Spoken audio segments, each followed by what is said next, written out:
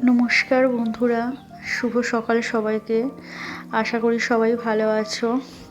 তো আমাদের এখানে খুব ঠান্ডা পড়ে গেছে কলকাতাতে। এখন দেখলাম এবছরে প্রচণ্ড ঠান্ডা পড়েছে। যেহেতু মেয়ের স্কুল আছে, একটু সকাল সকাল উঠে পড়েছি। আর উঠেই তো প্রথম কাজ হচ্ছে রান্না। তো আমি দেখো চালগুলো ধুয়ে না এগুলোকে স্টোর করে রাখছি, আমি পরে ফুল গাছে দিয়ে দেবো।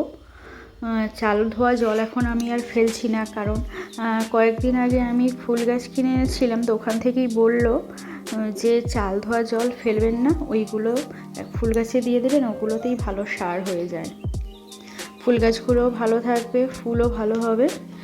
তো আমি সেই জন্য আর ওখান থেকে চাল ধোয়া জলটা ফেলি না।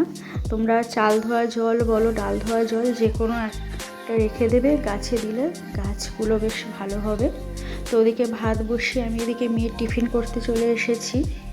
তো আজকে একটু ছানা কাটিয়েছিলাম, দুধ থাকলে আমি ছানাটা কাটিয়ে নিই। তো আজকে ভাবলাম কি করে দেবো মেয়ের জন্য, ওই জন্য একটু ছানার পরোটা করে দিচ্ছি।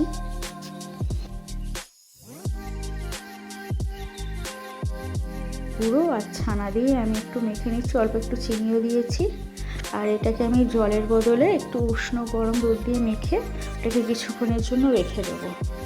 আর পরোটার সঙ্গে এদিকে আমি কালো জিরে দিয়ে একটু আলু ভেজে নিচ্ছি।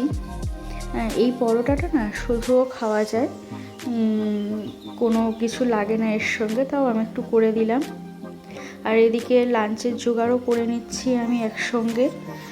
তো পালং শাক রান্নার আগে আমি প্রথমে ভালোভাবে পালং শাকটাকে ফুটিয়ে নিয়ে সেই জলটাকে ফেলে দিয়ে তারপরে আমি রান্না করি। তো আমি গতকাল পালং শাক দিয়ে মাছের ঝোল করেছিলাম, আজকে ভাবলাম কি করব, অনেকটা পালং শাক যেহেতু খারাপ হয়ে যাচ্ছে, সেহেতু ওটাকে ডাল দিয়ে করে নিলাম একটু শাকটা। মুগ আর মসুর ডাল মিশিয়ে আমি করেছি।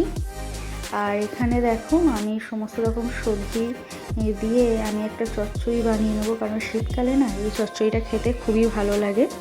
ফুল চিংড়ি এনেছিল, ভাবলাম ফুল চিংড়ি দিয়ে চচ্চড়িটা করা যাক, পেঁয়াজকালি, শিম, গাজর, আলু দিয়ে সমস্ত কিছু দিয়ে খুব ভালো লাগে এটা খেতে।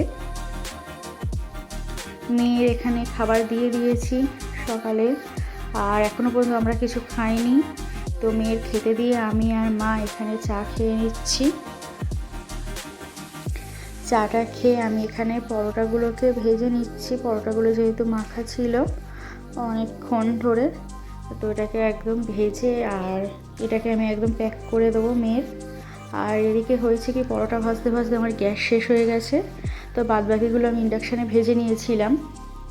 আর এখানে অল্প আলু ভাজা, আর তার সাথে আমি একটু সসও দিয়ে দিচ্ছি, ও সস দিয়েই খাবে বলেছে, ভালোবাসে। তো ওর সাথে আমি একটু সসও দিলাম। টিফিন প্যাক করে দিয়েছি, মেয়ে স্কুলে চলে গেছে। তো এখন দেখো এটা আমাদের দুপুরের লাঞ্চ। ভিডিওটা কেমন লাগলো জানিও সবাই।